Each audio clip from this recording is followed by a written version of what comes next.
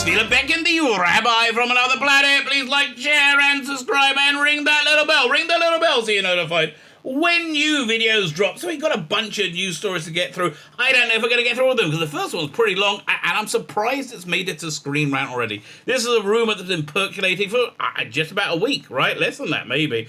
It normally takes a lot longer for it to filter down, but Screen Rant is the perfect place to look at any Doctor Who news, because they're in a bit of a strange position, Screen Rant. They spent the last 5 years saying that the Jodie Whittaker era of Doctor Who was the bestest ever, literally the bestest ever. And I just want to make an aside saying, if you like the Jodie Whittaker era, God bless you, mate. God bless you. I'm really happy for you. I'm jealous of you. I wish I had, because I absolutely hate it. But don't let me hating it detract from you liking it. Look, there's been bits of Doctor Who that a lot of people have hated that I've liked. There's been a lot of things that people have hated that I like. There's been a lot of things that you can look at and go, that's objectively bad, right? Just like, that is just bad. And I like it, right? You know, I liked the Gil Gerard Buck Rogers. You know, I even like the second season of that. I feel kind of guilty because, it was on opposite Doctor Who, right? So even now when I watch Buck Rogers, I'm like, I'm letting the side down. I like the Tomorrow People. Look, have you ever seen Jedediah? He literally looks like he's made out, the robot in it, looks like he's made out of cardboard, because he was, right? But I still like it, right? I still like it. Now, I really haven't liked the Jodie Whittaker Doctor Who, but God bless you if you liked it. Look, we're moving on, mate. We're moving on. Why don't we just get together and enjoy the new Shooty Gutwa Doctor Who, which I think we're all going to, right? I really think we're going to. I think we're going to enjoy the David Tennant stuff. I think it's going to be Matt Smith stuff. I think there's going to be a lot of stuff that we're all going to really, really enjoy. So, that's what we're going to about. But anyway, Screen Rant are in an interesting position, because they spent the last 5 years saying anybody who doesn't like the Jodie Whittaker era is because they're a bigot. There's no other possible reason. So this has got a little bit a bit of a difficult position to hold, because it turns out not many people liked it, right? It really went down badly. It really went down very, very, very, very badly, as we all know, viewing figures. And you can't even say, oh, Netflix, no. It's just people didn't like it. And people didn't like it because it was objectively not very good. Now, they've hundreds of videos going into why that is. Nothing to do with her gender whatsoever. I mean, it really isn't. It's to do with the acting and the writing, the portrayal of the character, which was, I don't understand, okay? I do not understand why get the first woman to play Doctor Who and have her player as a bumbling moron, right? Who has like no heroic quality whatsoever. Yeah, I don't understand, right? And they did make a big deal about her being the first Doctor, so maybe they just hate women, right? Anyway, but they spent the last 5 years telling everybody it was the bestest ever. If you didn't like it, it's because you're a bigot. So that kind of narrative has fallen apart now. And so now they're still there, like face covered in egg, like that. And hearing them squirm, which is what they do whenever they talk about Doctor Who. Whenever they say, don't mention how he was super wrong, about everything, is kind of fun. And it's all kind of fun because they really don't know much about Doctor Who, and they get a lot of things wrong. So it is fun. Look, cat just come in. Hello, cat. How are you? No, just came and say hello. That's nice. So like, share, subscribe, comment. The cat certainly likes it. Like, share, subscribe, comment. All those things are very good. YouTube likes you sharing. I like you commenting, really. I really like you subscribing. And it's incredible. My subscriptions have been... It's really weird. They're floating around. I can't remember the exact number. Like... It's getting up to like 34.80, I think, right? But whenever it hits the 80, it then backstraps again, and it loses 10, and then it goes up again, slowly builds, and then it loses 10. I don't know why YouTube don't want me to be above whatever it is, something 80, 34. I think it's 34.80. I really don't. But that's a number where they're like, no, we can't let his reach stretch any further. If you all subscribe, we're all going to be doing. I think we will break that that thing that is verboten by YouTube. I'm also on Rumble. You can catch all my content I have a email newsletter I send out every day via Substack telling you where you will find me, right? Where you will find my wacky content on Rumble on here. I also have a backup channel of Everyone Band, which is going to happen. Sooner or later, it's absolutely going to happen. So please sign up to that. I also have a paid one. I meant to send out some content on that yesterday. Didn't. I didn't. I'm a bad rabbi. What can I tell you? I meant to. I hoped to. I actually hoped to today, but now it's getting late already. Who knows what their stream? I have a rough idea that I won't. But, before the end of June, I want to be sending out a lot more content. I've only got like a day or two, so that's the time frame. If you want to sign up for the paid one, that's great. Fine. Let's get into the story, shall we? Over here, is it? Doink. There you go. Neil Patrick Harris. His family has just arrived in Cardiff, so he must be staying around for a bit. I mean, Yasmin Finney is wrapped, right? She's done, and there was a big brouhaha about. I think she had like 2 or 3 days filming. Okay, fine, but his whole family's here now, right?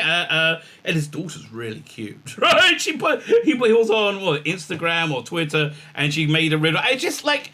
He seems nice and he seems charming, and again, I don't want to rank on in the current era. I just really haven't found Jodie Whittaker very charming, right? Not very charming. I'm just a bit of a sucker, right? Because I'm seeing a lot of people being very charming. I think Ncuti Gatwa being charming. I'm seeing Rusty Davis. He's very good at being charming. And now Neil Patrick Harris being charming. I'm just happy. So, but he's here for a long haul.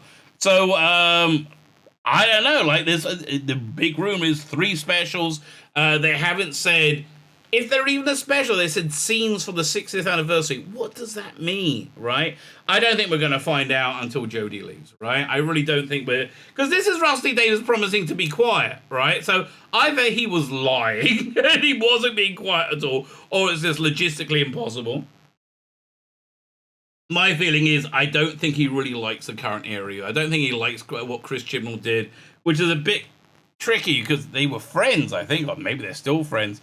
But like in this Doctor Who magazine article, he's talking about how what's happened, and it was delightful to read. Oh my god! I think the Chris Chibnall Doctor Who articles few and far between and are mind-numbingly boring. I mean, they really are. Rusty Davis is sort of blah, blah, blah, blah, blah, blah, blah, blah. It's like a lot of fun. But at the end of the article, he says, but now we've got to look forward to Jodie's final episode. And, he's Chris Chibnall so much better than me. We hardly know anything at all about the special whale. I spilt the beans everywhere. I think that was a bit of a put down. Anyway, but the ongoing question is, how on earth is David Tennant back with Donna? If Donna catches a glimpse of the Doctor, knowing he's the Doctor, she blows up, right? She bursts into flame, and we really quite like it. And it was like such a sad fate, right? I think it was sadder than leaving Sarah Jane in, what was it? She was in Aberdeen. Did they drop her off by mistake instead of Croydon? And by the way, that Paul Wethouse script where school reunion where she meets him again, and that was wonderful. I thought you were dead, right? That was just freaking wonderful. Anyway, Doctor Who theory: David Tennant is the Toymaker's creation, not the Doctor. This is a good theory, right? This is a good theory. I like this theory because it might mean that Jodie Whittaker won't regenerate into David Tennant. Or if he does, I think it will cast doubt on the legitimacy of Whittaker's Doctor, which I would like, right? I would really, really like. Listen, here's what I think Ross Davies is going to do.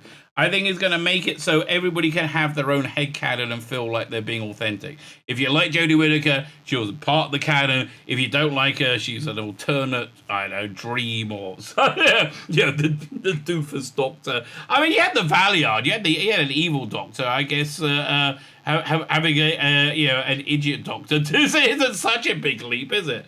And again, it's not me that wrote it, right?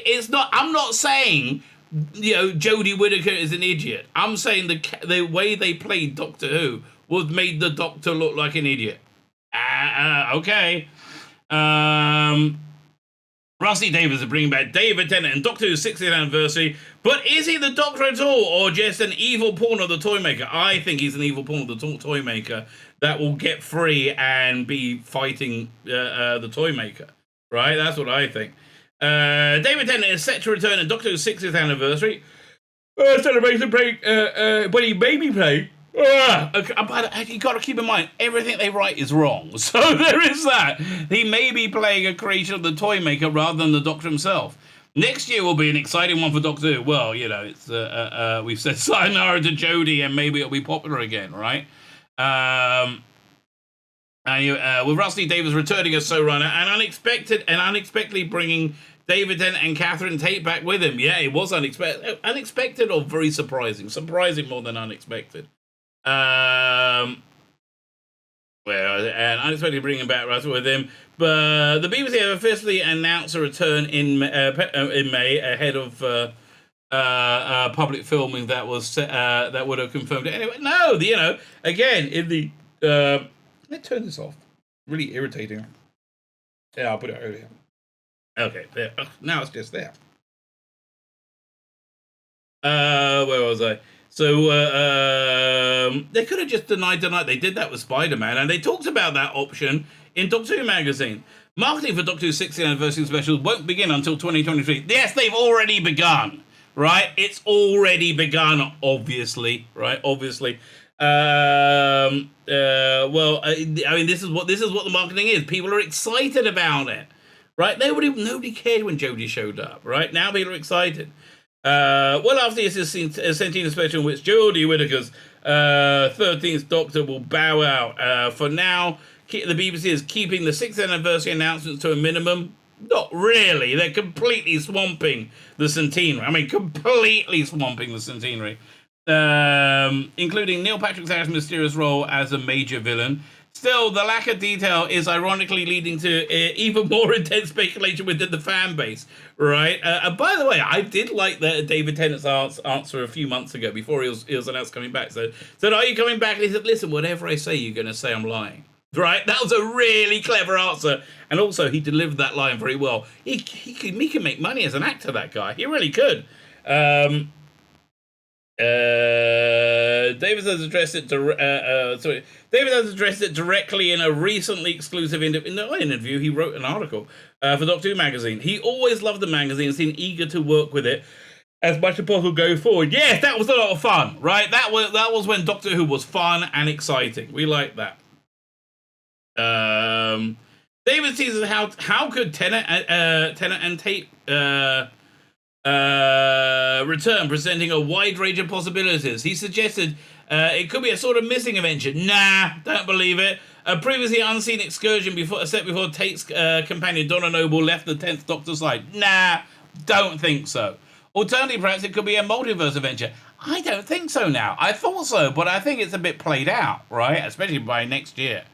Yeah, did you hear the multiverse Flash movie? Now, because Ezra Miller's in super trouble, it's not getting a theatrical release at all. It's just going straight to HBO Max. Oh, good news for me. Honestly, the movies I've seen this year on TV, the only one that I wish I saw in the cinema first was Dune. Was that this year or last year? I can't remember, right? I saw Spider-Man No Way Home first. Was that this year or last year? I don't remember. Is the Doctor and Donald for Universe 557 all set to collide with their own? But the third option is the most remarkable. Maybe, just maybe. This return is so impossible, it's actually an intricate illusion created by an old enemy of the Doctor's. I think that's where the money's at, right? I really do. I think that's where it's going down. Surprisingly, this has now become the most likely possibility. Neil Patrick Harris appears to be playing the Celestial Toymaker. Yes, he does. I mean, they had a big sign on the recording location saying Toymaker of the Year. Bit of a giveaway, and he's wearing some kind of maker type out apron. There have been strong hints that Neil Patrick Harris is playing a classic villain who hasn't been seen since William Hartnell's time as the first Doctor. Yeah, I think this is so exciting. Right? I really do. The Toymaker is a powerful Doctor Who foe, last seen in the 66 story, The Celestial Toymaker. Almost godlike being, the Toymaker was the absolute ruler of the entire dimension, one adjacent to our own. He loved to summon enemies into his dimension and play deadly games. If they lost, they became his pawns for the future. Big Finish did some great work with the Celestial Toymaker. Apparently, he had encountered the Doctor once before, and in his clash with the first Doctor, there was something of a rematch. Interesting. I don't remember that. I've listened to the audio, right? The first promotional image of Harris's character led to speculation of playing the Toymaker, and this was supported by a set of photos from Bristol. Yeah. The BBC dressed the exterior of one building as an old-fashioned toy shop, and one Whovian, Connor Mountford. Thank you, Connor Mountford.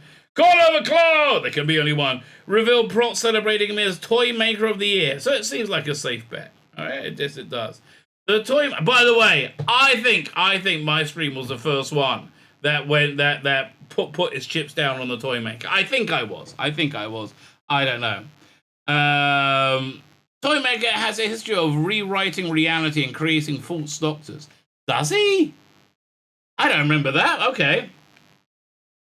The current Doctor Who era has proved controversial and divisive. Yes, it has.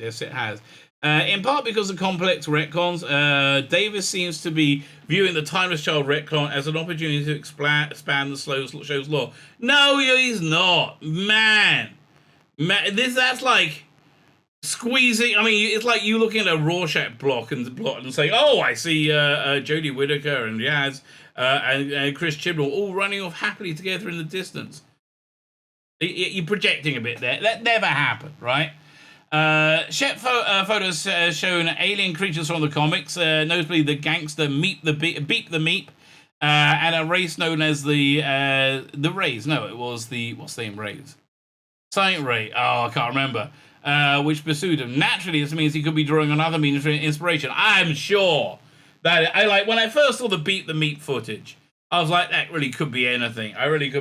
But there's a blurry picture of a red-headed woman and somebody in a wheelchair next to a TARDIS going around right now, which people are saying, oh, this is Bonnie Langford and the new Big Finish companion Hebe, who's in a wheelchair. They're going to appear in the anniversary, the 6th anniversary. Now, it was very clearly Catherine Tate and Bernard Cribbins as Wilf, who we seen in a bloody wheelchair. It was very clearly that. Where are we up to?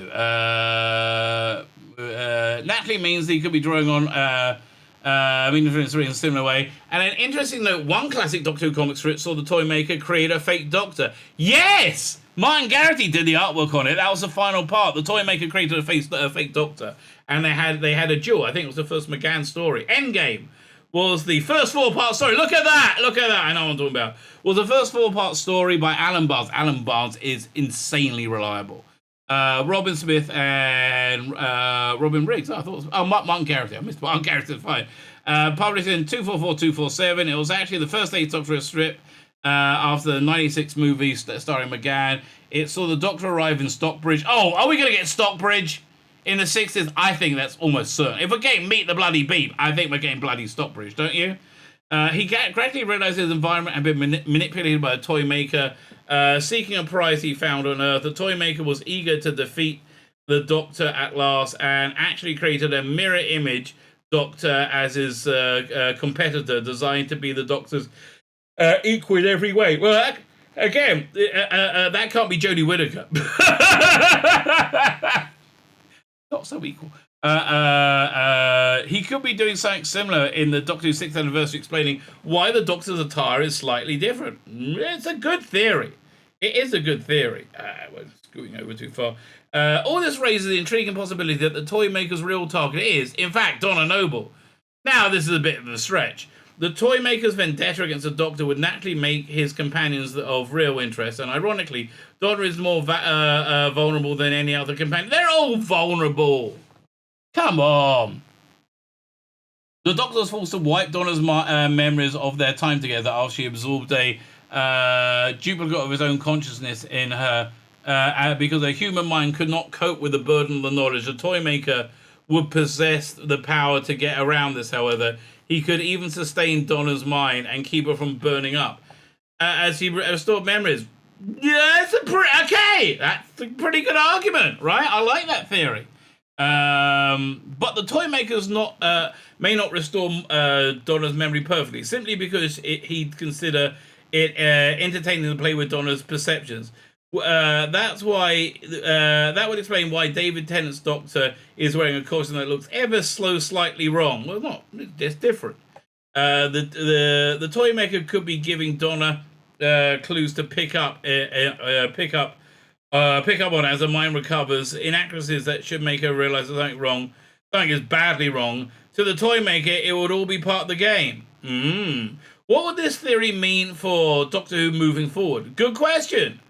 David has cast Yasmin Finney as a character named Rose to be introduced in the Doctor's 60th anniversary, but believed to be Shooty Gatwa's companion. Why is that? Why is she believed to be that, right? I don't think so. I do not think so. I think that is wishful thinking. When he appears as the next Doctor, there are rumors that Rose is Donna's daughter. I mean, she was in it for like 3 days. 3 days worth of filming. It was really nothing. It's one of my people who watched the film and who claim to have heard the dialogue of Rose called Donna Mum. If this is the case, then Doctor Who's 6th anniversary could be Rose's introduction story, and the essential backstory in which she first learns of the Doctor, coming to understand the cosmic stakes of her own adventures. I mean, I really hope that she's not the companion, right? Because that's just going to be making it the show about being trans, right? Even if Rusty Davis is in charge, I just don't see it. I really don't. I've been wrong about a lot of things, so who knows? Who knows? This will be a smart approach, ensuring Rose becomes a strong viewpoint character through whom the real Doctor could be understood when she finally crosses paths with him.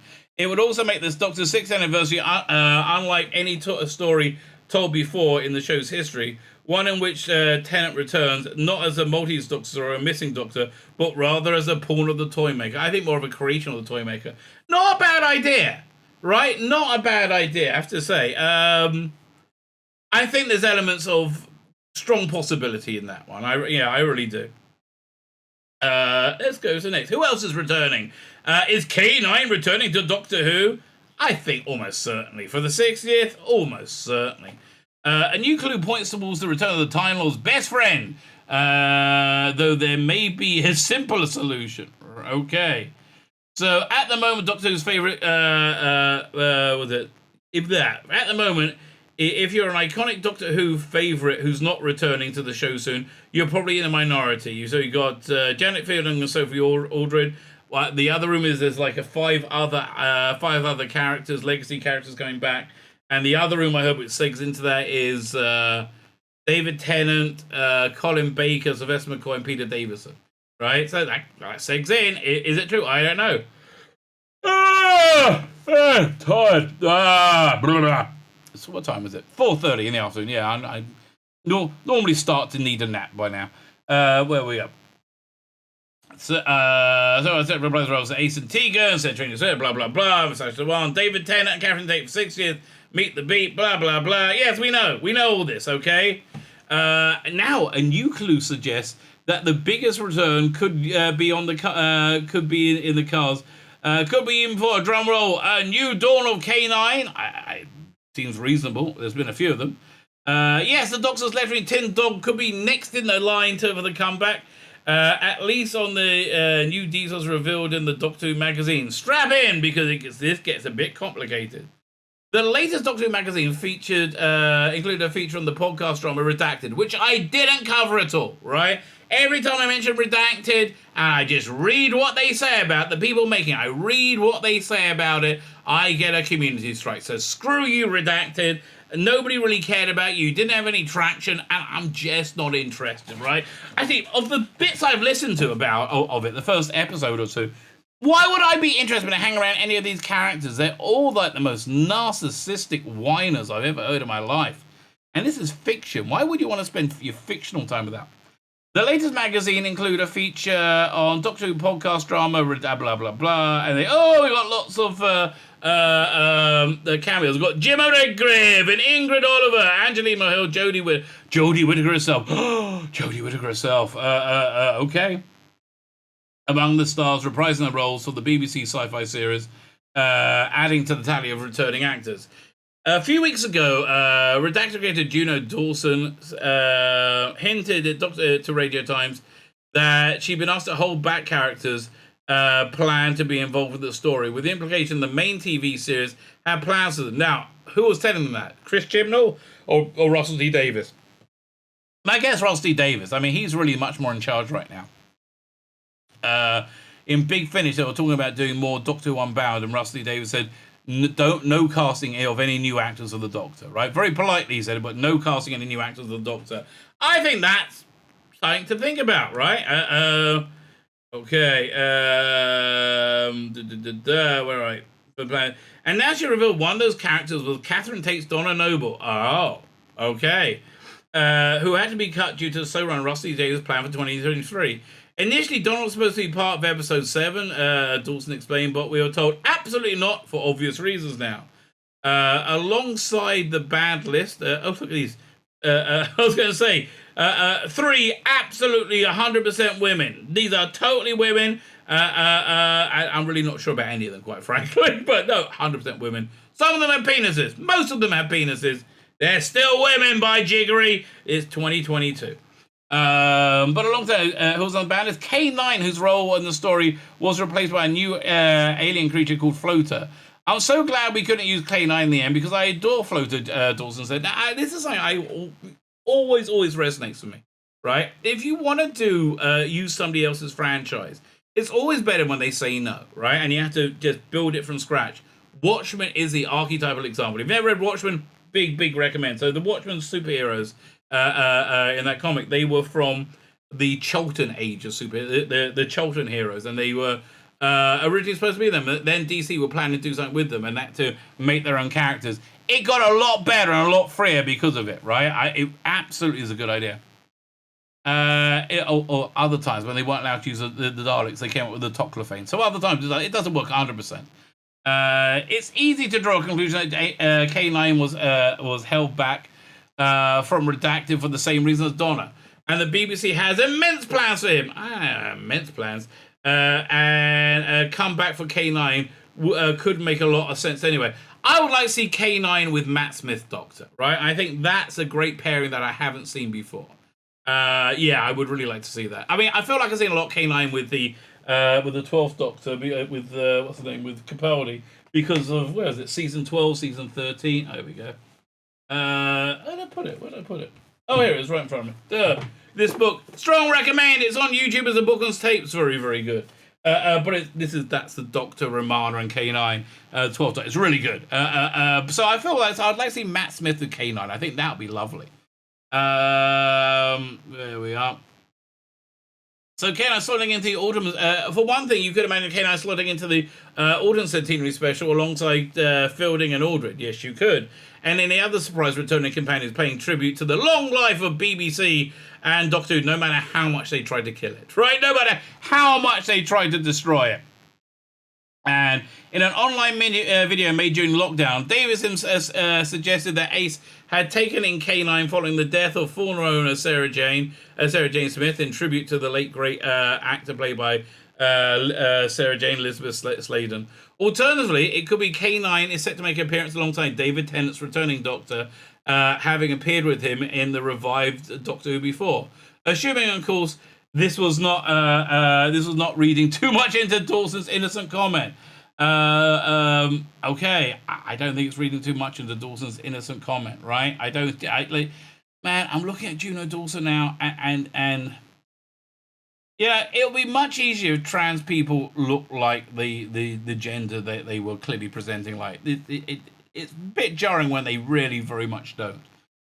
Because there could be no other good reason that she could include K9 in Doctor Who, that she couldn't include K9 in Doctor Who. Redacted famously, unlike some other monsters and characters, was it? Redacted, famous, yeah, okay, now let me think. Because there could be another very good reason she could include in Doctor Who Redacted. I thought that colon was a period. Famously, unlike some other monsters and characters, the rights of K9 don't belong with the BBC, and they're heirs of the original creator, Bob Barker and Dave Martin. Sadly, Baker sadly passed away. Was it last year? Wow, I thought it was longer ago than that. Oh, okay. Holding rights to the character separately. So, yeah, there is that. Over the years, this meant K-9 has occasionally appeared in the TV shows, but except from Doctor Who, including a 2010 Australian sci-fi series, and apparently there's even an upcoming movie plan. That series was not very good. I like the design of K-9 in that, but it was not very good. Confusing, BBC do own the rights to K-9's original design, it's just not the character himself. So Baker also had to make K-9 look different for the 2010 series. I like the design, okay? All of this is to say that putting K-9 in your Doctor Who spin-off could be a bit of a headache. Yes, it could. Yes, it could. I mean, look, you've got to worry about rights of everything, right? And it might just be rights issues prevented Dawson from incorporating. You said that over and over again now, okay? K-9's appeared in Doctor Who spin-off series for Big Finish. Also, for BBV, it is only. BBV is having a really weird fallout with fandom, apparently, over... I really don't know. BBV they did a lot of weird stuff. That Zygon... They basically did a Zygon softcore porn movie, which was weird.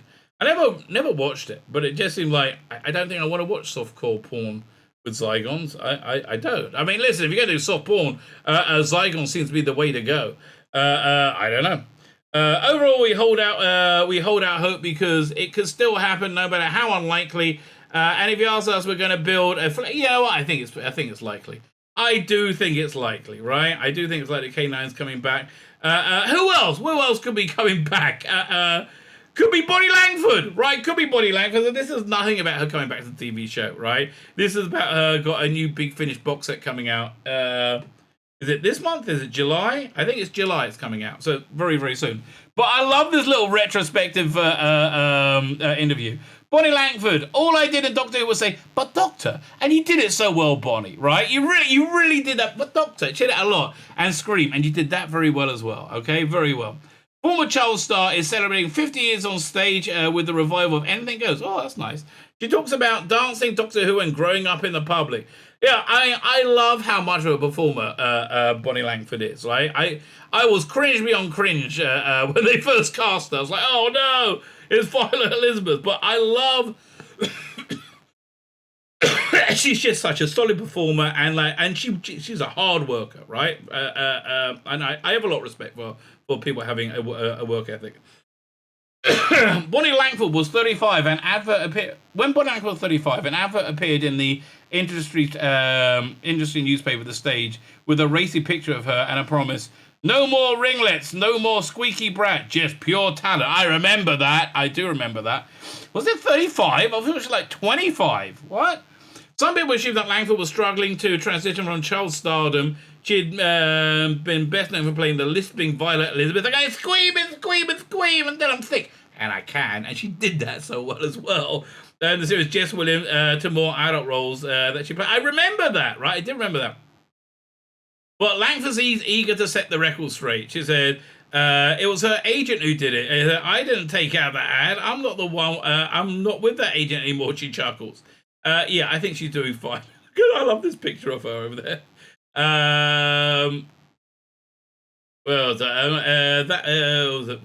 It got completely misconstrued in those. In those days, you didn't have email, so people would put an ad in to say, if you want to book this person, contact me. And the agent decided to put a photograph of me in with it. That was all his idea. In August, the Slow Newsweek and the Daily Mail. Then I remember this. It's a big story about this. August is not going to be a slow news week. I think this August is going to be crazy. About how big story about how she never worked. Recalls Langford.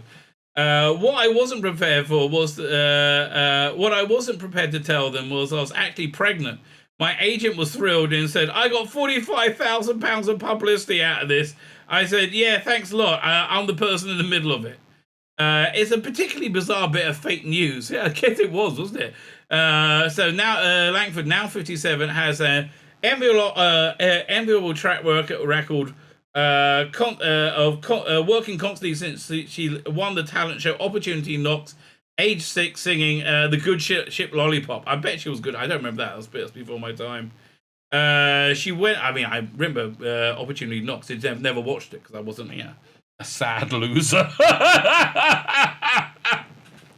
She went on to make a West Indian debut as Scarlett. Can we get to Doctor Bloody Who already? Scarlett O'Hara, Gone with the Wind, musical. Noel Coward infinitely quipped, 2 things should be cut: the second act and the child's throat. No. Okay. Then joined Angela Lansbury in Gypsy, playing Rumple Teaser. I like a bit of teaser. And the original cast of Cat. She's popped up on TV too as a Doctor Who companion, more recently EastEnders. Oh, are we up to Doctor Who yet? So, okay, she's doing Anything Goes. Okay, well, we've heard this about you, darling. We heard this about you. Set aboard a 1930s ocean liner. It's packed with irresistible Cole Porter tunes and tapped. Oh, man, I really actually kind of liked it. This is not my thing at all. But I actually quite like to see this, right? Because I just think there's going to be some great showmanship in it.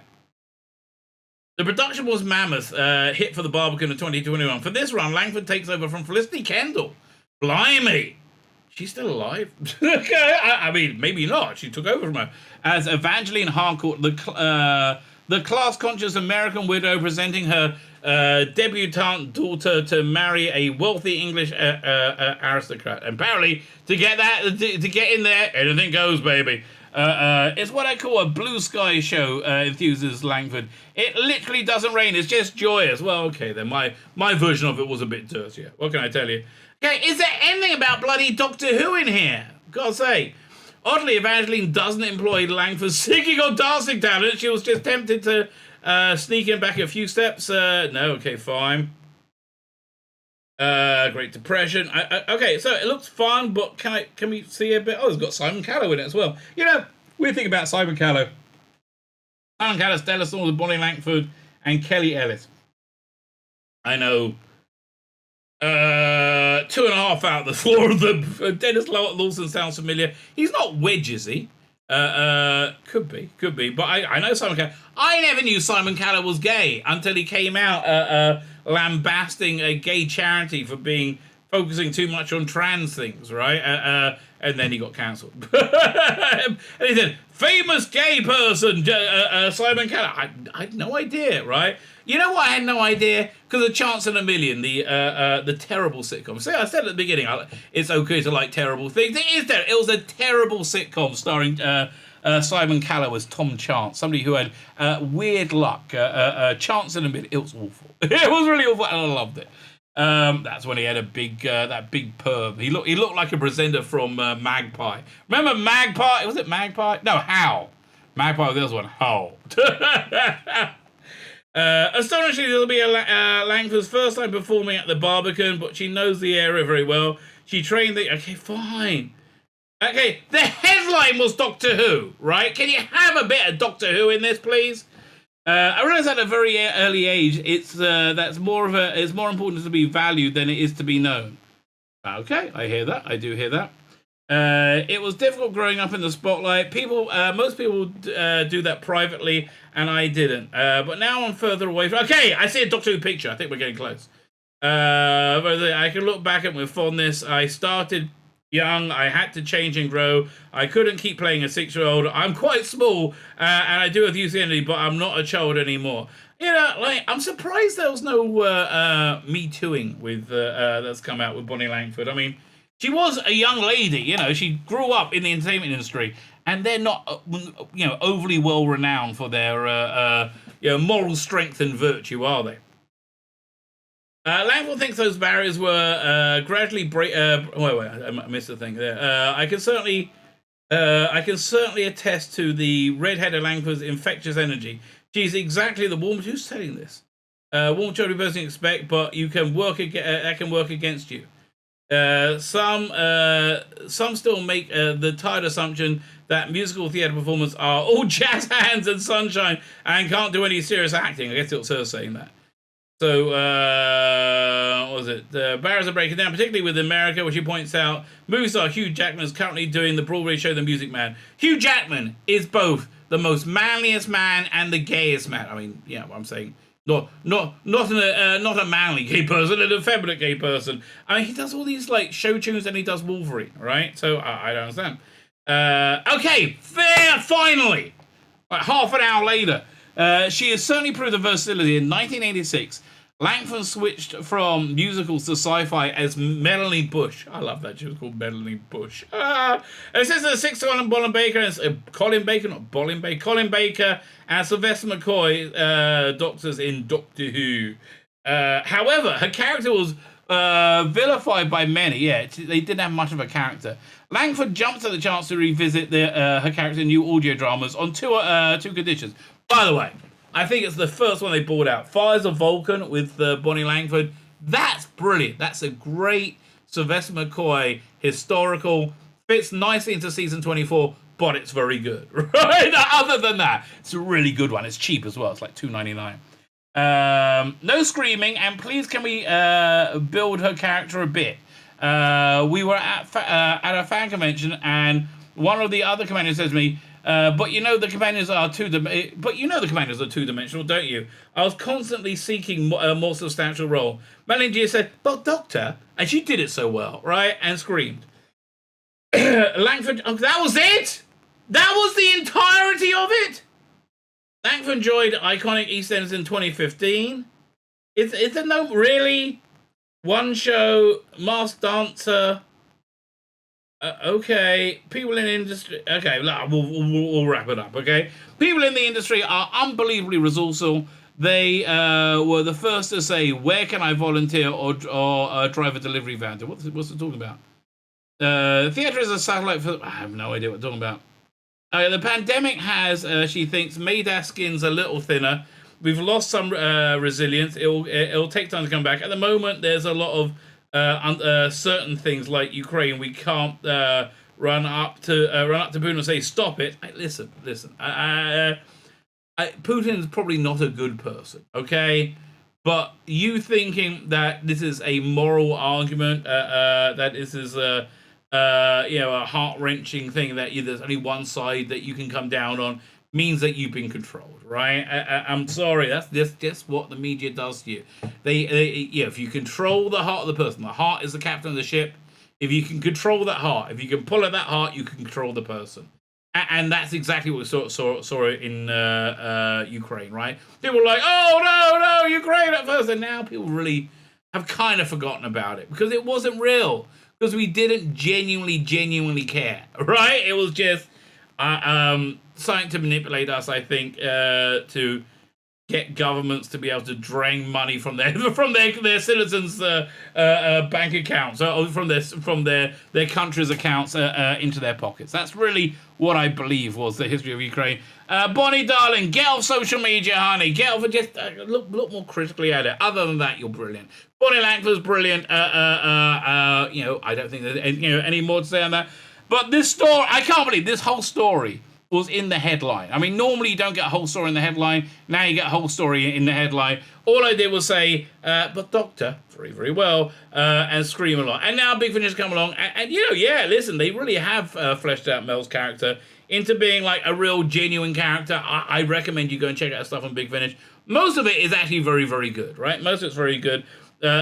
Spaceport Fear is excellent. There's another one with where you deal with the I think there's two Mels in it, and you try and work out what's going on. There's a lot of pretty good Melanie Bush, I love her name is Bush, on Big Finish. Go check it out. My name is Tzvi Lebetkin, the Rabbi from another planet. Please like, share, and subscribe, and ring that little bell. Ring the little bell so you're notified when new videos drop.